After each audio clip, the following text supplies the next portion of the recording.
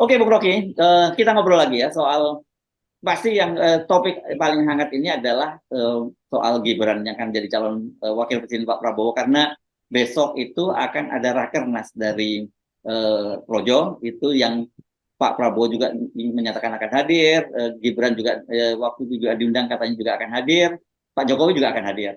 Dan mereka sudah memberi sinyal bahwa calon presiden yang akan mereka usung adalah inisialnya P dan calon wakil presidennya G. G ini pasti bukan Ganjar lah, karena Ganjar kan sudah di PDIP. Ini menarik, dan Kaisang kemarin sore itu juga sudah bertandang ke tempat ke rumahnya Pak Prabowo, dan Pak Prabowo nyatakan di sini kita sama-sama sebagai ketua umum partai. Wah, keren kan?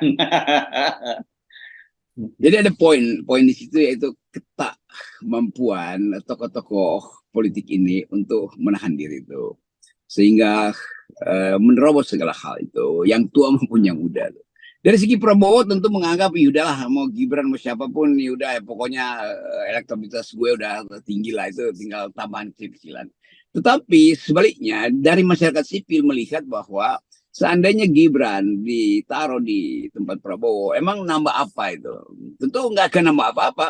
Karena anak muda dengan jelas setuju dengan figur Prabowo yang terlihat energik itu. Gibran justru terlihat kaku, bukan tidak mewakili kemudaan kan. Dan sebagai ide itu juga nggak ada tuh, idenya apa? Toh ide wakil presiden tidak akan berguna tuh. Jadi kecuali memang diperintahkan oleh Jokowi, maka Gibran akan bercokol di PDIP, demikian juga Kaisang pada akhirnya kan. Tapi ini hal yang ya orang anggap ya biasa aja, dan bukan biasa aja. Kita mau ada kaderisasi melalui partai, dan kita mau semua tumbuh berdasarkan kemampuan naik pelan-pelan, debat di dalam partai. Bukan tiba-tiba dia udah berakar. Kapan dia berakar? Kapan Gibran berakar secara politis? Kapan Kaisang berakar secara politis? Kan itu poin-poin itu yang orang percakapan sekarang. Supaya ada kepastian bahwa kalau orang jadi politisi, berarti dia akan tunggu giliran dan berupaya untuk mencari situasi di mana dia bisa eksploitasi dirinya dan pamerkan bahwa sekarang saya telah jadi politisi. Ya bayangkan misalnya kader-kader di PSI yang menunggu potensi harus dilampaui oleh Kaisang tuh.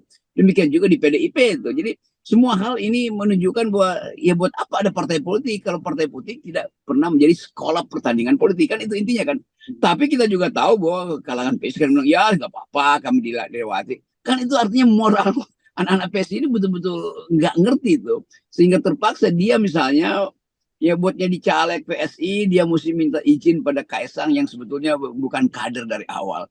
Kaisang juga mesti menunjukkan bahwa dia disuruh oleh Jokowi. Jadi buat apa secara otonom kalau ada caleg PSI yang sebetulnya ya dia sendiri bukan hal yang penting.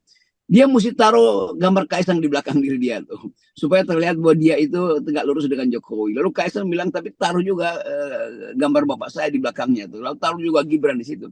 Jadi keanggotaan dia dalam partai politik itu sebetulnya bagian dari keanggotaan dia di dalam dinasti Jokowi kan. Itu gampangnya begitu kan. Ini yang saya mau kritik pada partai yang tadinya gagah perkasa mewakili perubahan, tapi lama-lama jadi feodalistik juga tuh. Itu intinya tuh. Jadi orang akan kenal PSI sebagai partai yang independen atau punya kemampuan berpikir maksimal atau ada unsur intelektual. Itu semua batal ketika orang tahu bahwa di belakang PSI ada Kaisang, di belakang Kaisang ada Jokowi. Ya, ya. Oke, saya kira Anda benar ya. Kalau dari sisi elektabilitas, kelihatannya memang Gibran tidak akan terlalu signifikan menambah suara pada Pak Prabowo. Tapi tentu jangan lupa adalah faktor Pak Jokowinya. Karena sekali lagi ini bukan soal Gibran, tapi soal Pak Jokowi. Dan Pak Jokowi tetap jadi presiden, semua infrastruktur kekuasaan ada di tangan Pak Jokowi. Semua sumber-sumber ke finansial juga sekarang masih tetap di tangan Pak Jokowi. Jadi saya kira dengan cara seperti yang orang khawatirkan, ada dua setidaknya. Satu, bahwa ini bagaimana masa depan Indonesia dengan sistem yang jadi apa sudah dinasti semacam ini. Yang kedua, pemilu yang di depan mata ini pemilu bakal curang gitu. Ya kita misalnya wartawan bertanya pada calon legislatif dari teman-teman PSI, kenapa Anda mencalonkan diri untuk bermain politik? Ya karena disuruh Kaisang. Disuruhnya pada Kaisang. Kenapa Anda nyuruh orang itu untuk nyalek? Ya karena disuruh Gibran. Kenapa Gibran nyuruh Kaisang untuk pilih seseorang dari PSI supaya dekat dengan Prabowo karena saya adalah wakil presiden Prabowo. Kenapa kamu jadi wakil presiden Prabowo? Karena paman saya bilang saya mesti jadi wakil presiden. Kenapa paman kamu bilang wakil presiden? Karena paman saya habis makan dengan ayah saya tadi malam kan. Jadi bayangan kita itu kan mestinya ada isu konsep tuh. Itu nggak mungkin. Walaupun dipaksakan isu konsep, netizen tahu bahwa itu algoritma dinasti kan. Itu intinya kan. Jadi saya membayangkan PSI akhirnya jadi bagian dari dinasti itu. Dinasti itu isinya adalah ya penundukan. Dinasti isinya adalah feodalisme itu. Walaupun kita tahu ada dinasti yang benar-benar bagus tuh. Jadi agak sial sebetulnya kalau dianggap bahwa seseorang itu independen, tetapi di belakangnya itu bekerja politik dinasti itu. Jadi politik dinasti ini yang walaupun sebetulnya one man one vote, tergantung siapa yang milih nanti. Tetapi desain dari awal udah terlihat dinastinya tuh. Sampai di kotak suara bisa nggak dinasti bekerja? Nggak mungkin. Nggak ada orang yang mungkin menganggap memilih Ganjar nanti, memilih Gibran itu karena hati nuraninya dia. Tetapi kita tahu bahwa dari awal proyek dinasti ini jalan. Itu masalah saya tuh. Ya, iya. Oke. Nah ini kan, saya kira yang wajar kalau kemudian sekarang ini kelihatan sekali yang nyap-nyapan teman-teman PDIP. Karena ini ada dua soal menurut saya. Begitu dengan Gibran menjadi wakilnya Prabowo, berarti dia pasti hengkang dari PDIP itu, dan pasti berhadapan dengan Pak Jokowi. Yang kedua, ini dari PSI ini kan selama ini suaranya itu kan beririsan dengan suara PDIP, dan artinya akan menggerus suara PDIP. Jadi PDIP bakal lebih banyak ini. Bahkan tadinya kan target mereka hat-trick tuh ya, Bung Rocky, pada pemilu ini, menang Pilpres dan menang pemilu legislatif. Tapi harapan itu dengan situasi yang sekarang semakin menjauh gitu. Saya juga begitu, bahwa PDIP suaranya mungkin 5-7% minimal itu digerus oleh PSI itu. Ya, karena faktor Jokowi tadi itu, bukan karena faktor Kaisang sebetulnya. Tapi ini sekaligus teguran pada PDIP. Kan mestinya Anda pecat langsung Gibran, pecat langsung Jokowi, maka Anda akan dianggap oke, dia nggak ada urusan dengan istana tuh. Nah, maka PDIP juga akan dapat tambahan suara. Itu tekniknya menurut saya ya, bahwa kalau PDIP mau dapat suara, ya udah nggak usah cemburu pada Gibran itu, atau cemburu pada PSI, pecat aja Gibran kan dan Pak Jokowi kan, itu selesai kan. Demikian juga Gibran, kalau ada tanda-tanda bahwa sebetulnya milenials tuh segen untuk milih Gibran tuh, karena kok terlalu cepat itu pematangannya, dan sepertinya idenya itu tertahan-tahan itu kan. Nah, mestinya Gibran, seandainya pun Gibran lolos hari Senin nanti, dinyatakan sebagai boleh mencalonkan diri. Sebut aja Gibran datang aja ke konferensi pers bilang, saya memang seolah-olah diternakkan atau direkayasa untuk jadi wakil presiden, maka saya tolak. Sebagai anak muda saya tolak. Wah, itu suara Gibran pasti akan naik itu. Dia bisa investasikan sikap itu di 2009.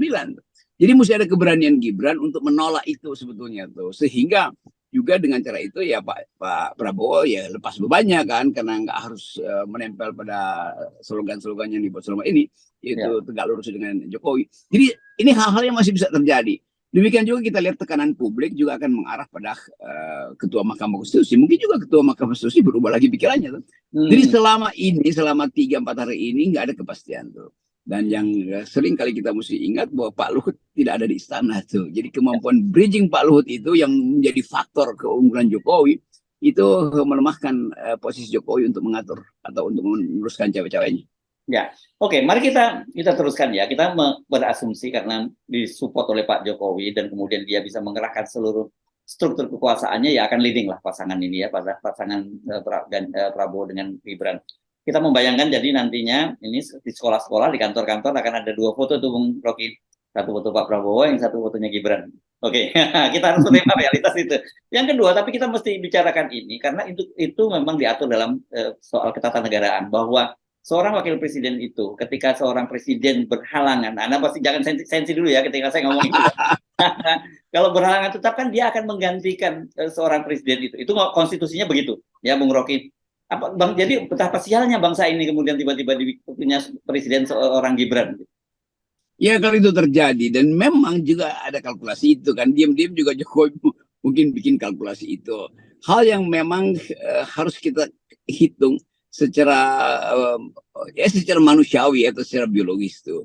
Tetapi Pak Prabowo juga ngerti itu kan. Jadi Ya. sebetulnya kita masih menyimpan tanda tanya apa sebetulnya yang akan dilakukan oleh Pak Prabowo kalau betul-betul Gibran di akhir pertandingan putih ini jadi wakil dia tuh mau diapain, mau difungsikan sebagai apa tuh. Ya. Tentu Pak Prabowo kalau kita lihat mental Pak Prabowo itu nggak akan diapa-apain tuh. Itu disuruh tinggal di kantor aja kan. Kenapa? Karena Prabowo ngerti semua hal, itu masalahnya kan. Jadi kita bayangin Pak Prabowo minta Gibran tolong urus bagian diplomasi luar negeri. Ya nggak mungkin. Gibran tolong urus soal ekonomi. Ya nggak bisa itu. Terus nggak ada satupun. Jadi ini ban yang betul-betul diserapkan aja tuh. Dan mungkin kalau ban serep masih menempel di mobil. Tapi kalau Gibran sebagai wakil presiden, ya dia bukan ban serep. Dia bisa jadi ban bekas yang ditinggal di garasi. Kan begitu kan. Ya, Itu ya. juga membuat Gibran kehilangan aura nanti itu. Kan Gibran mesti menonjol. Apa yang mesti diucapkan Gibran? Pasti ucapan Gibran itu tertutup oleh profil Prabowo yang sangat tinggi tuh, high profile dalam semua hal. Kan itu yang kita bayangkan tuh. Kita nggak bisa bayangkan misalnya Gibran berfungsi sebagai Yusuf Kala di zaman SBY yang betul-betul secara portofolio tampil terus di depan karena Pak Yusuf Kala kapasitasnya betul-betul sebagai wakil presiden yang mampu mengambil bahkan sebagian dari tugas-tugas presiden terutama di bidang ekonomi kan. Itu yang nggak mungkin kita bayangkan pada Gibran.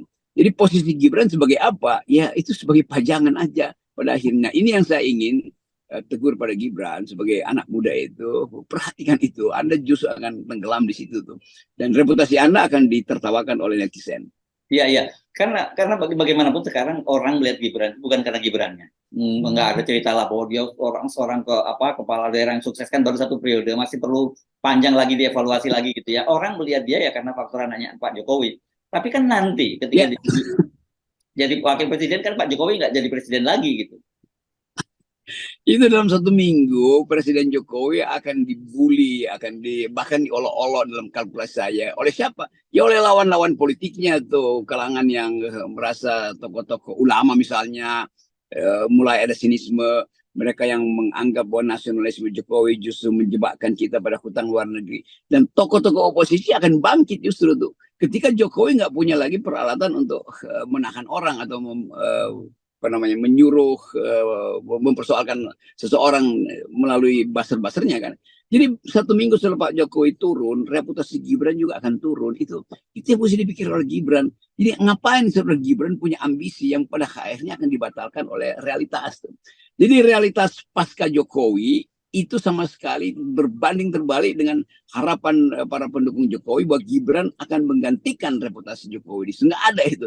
Begitu Jokowi punah atau redup, Gibran juga ikut redup. Ya, iya, iya, iya, ya. Dan saya kira ini penting untuk kita ingatkan ya, Bung Rocky, supaya ya kalau kemudian ada mungkin akan terjadi tragedi, kita sebutnya begitu ya, kita bisa ikut mencegah tragedi terhadap bangsa dan negara ini. Gitu. Yaitu saya kira arahnya ke tragedi dan di dalam kalkulasi akademis saya ini akan menimbulkan ketegangan yang berlanjut nanti itu. Ya. Karena Prabowo juga pada akhirnya mesti melayani, kalau Pak Prabowo jadi presiden, dia harus melayani tekanan publik untuk mempersoalkan money laundering lah, atau bekas-bekas oligarkinya Pak Jokowi, dan itu simbolnya itu ada pada Gibran pada akhirnya. Dan orang akan anggap Prabowo memelihara oligarki itu. Nah, Prabowo akan terganggu dengan kritikan kelas menengah atau masyarakat sipil. Tentu Prabowo nggak akan diam. Maka misalnya ada gugatan masyarakat atau laporan masyarakat terhadap praktek-praktek yang diduga menyimpang dari etika bisnis dari Gibran, hal yang pernah dilaporkan oleh Ubaidillah misalnya, itu dibuka lagi coba. Bagaimana Pak Prabowo bersikap? Mau protek Gibran? Nggak bisa, karena makin lama orang anggap nggak bisa dong Pak Prabowo protek seseorang. Sama seperti keadaannya sekarang, Surya Paloh nggak mungkin memproteksi Yasir Limpo tuh, Ya. dan atau Firly nggak mungkin memproteksi KPK lagi itu. Jadi hal-hal semacam ini yang mesti dibayangkan oleh Gibran ke depan. Saya kira Prabowo udah bayangkan itu tuh, dan Gibran mungkin bisa kaget bahwa setelah jadi presiden dia nggak dianggap sebetulnya oleh publik. Ya, ya, ya, ya. Sekarang saja para buzzer udah mulai berbalik arah, apalagi nanti gitu ya. Nah itu sebenarnya itu yang saya lupa tuh. Saya lihat tuh buzzer dan relawan Jokowi udah berbalik arah menganggap bahwa memang ini Jokowi ini mau jadi separuh apa namanya, Paruh separuh berhala. dewa, separuh berhala tuh. Jadi nanti dianggap ini wakil presiden anak berhala nih, kira-kira begitu kan? Nah, kebencian-kebencian itu yang masih ada di bangsa ini, karena bangsa ini antropologinya adalah dendam kok, itu dasarnya tuh. Nah, kita FNN hanya memaparkan keadaan, bukan kita berpihak, kita hanya memaparkan keadaan dan kita berpihak pada etika publik terus-menerus, itu yang ingin Yes. kita ucapkan. Oke, baik, terima kasih Bung Rofi. Tetap 0%. Ya, Yes, 0%. yes, lanjut.